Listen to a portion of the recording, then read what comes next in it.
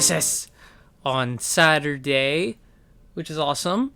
Always love a good New Japan show, especially after the New Japan Cup, which was great. That was so great to actually be able to watch the New Japan Cup as it went on, like make a bracket, and then slowly see my dreams shatter as my bracket died because David Finlay decided he wanted to join Bullet Club and send my entire bracket into array.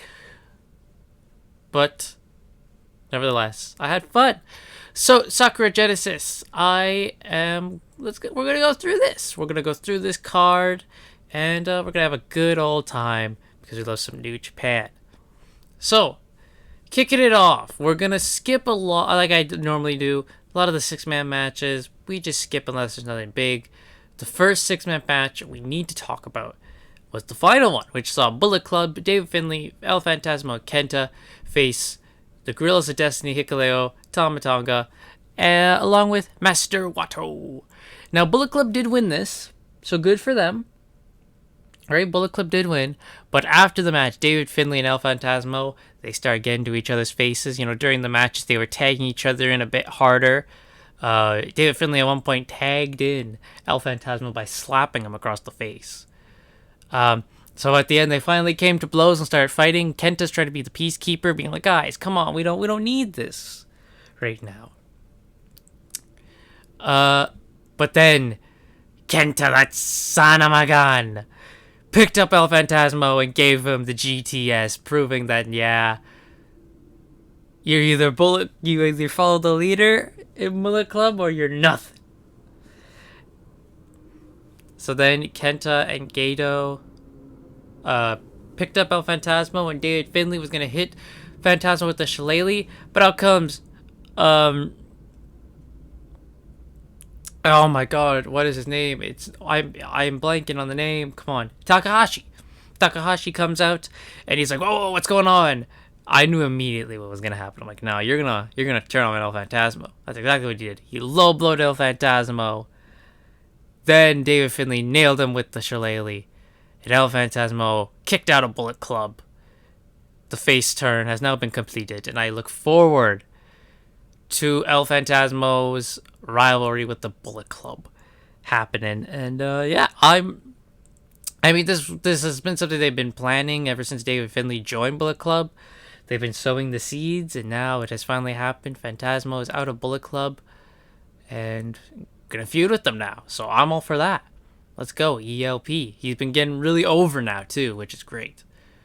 Then we had the first title match, which was for the IWGP Women's title, as Mercedes Moné defended her title against Azumi and Hazuki. This was a real good match, man.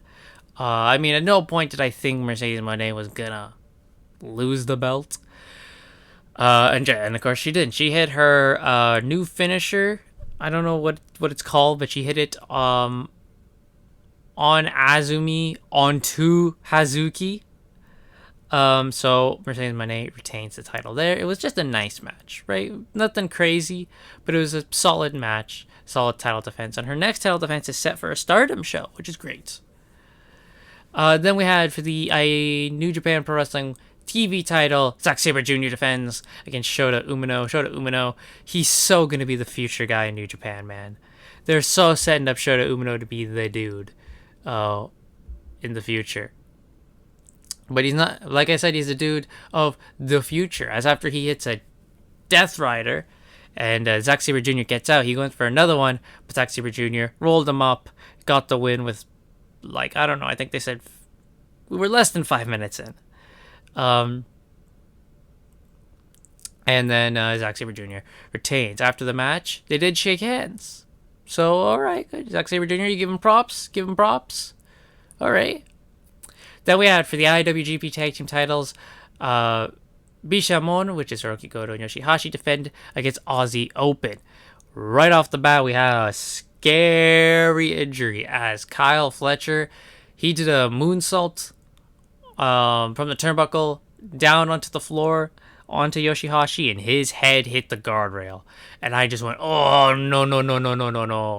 And it was bad, man, because he started bleeding. Blood is just pouring out the back of his head. They get a doctor in to put like gauze around his head, but that's still not enough because you can still see the bleeding. But he just goes with it, man. That they're in Japan, man. They just do it. They got that old school mentality of now you fight through it and then we'll clean you up at the end. But this was a solid match. Really enjoyed it. And in the end, shocker, Odyssey Open win the IWGP Tag Team titles. Good for them, man. Good for them. I'm always going to be happy when Aussie Open win tag titles. So they have beaten Bishamon. Bishamon had a solid run. You know, they won the belts at Wrestle Kingdom. So they had a solid run. But Aussie Open have won the tag team titles. Then we have for the IWGP Junior Heavyweight title, Hiromu defended the title against Robbie Eagles. This match went on way too long. This match did not need to go on as long as it did. Because all the other matches were under 20 minutes, and they were great. This one went over 20 minutes and felt like every second of 20 minutes. Thankfully, Hiromu won. I was like, oh, great, Hiromu wins. Are they going to have another promo package where they reveal, oh, here's his opponent, like they have the past couple of weeks? But no, this time Hiromu got a rest. Then, main evento. Okada defended the world title against Sanada, the winner of the New Japan Cup. Sanada, of course, has joined just 5 guys. And left Los Ingobernables de Japón.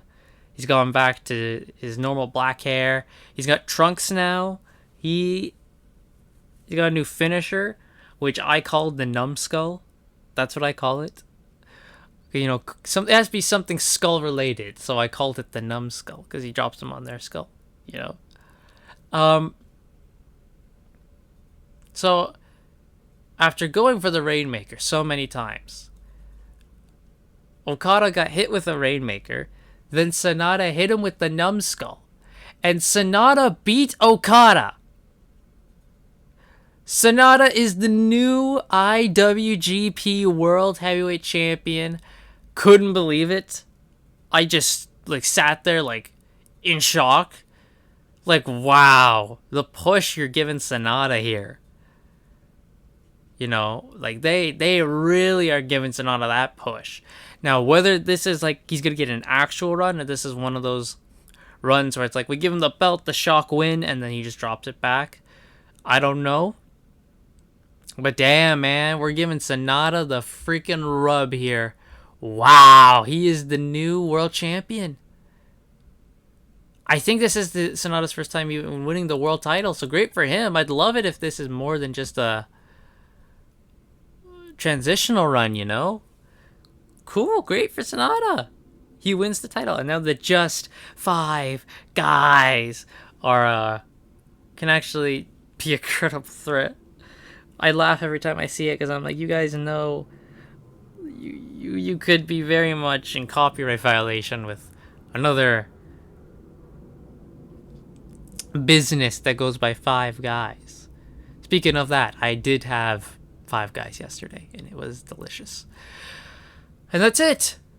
Sakura Genesis, good show from start to finish.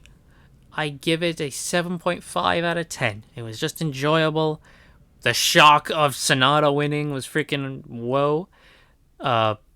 Took me out the loop. Same thing with the shock for Aussie Open. I was like, whoa! But I was more like, yeah, let's go. For Sanada, it was genuine what?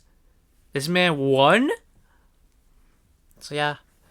The next New Japan show is Capital Collision, which is this coming Saturday. So that'll be fun.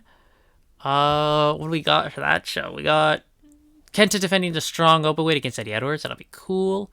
Motor City Machine Guns defending the tag titles against the Dream Team, Tanahashi and Okada, and Aussie Open. That's going to be sweet. Zack Sabre Jr. versus Tom Lawler for the TV title. AR Fox versus David Finlay. That's going to be good.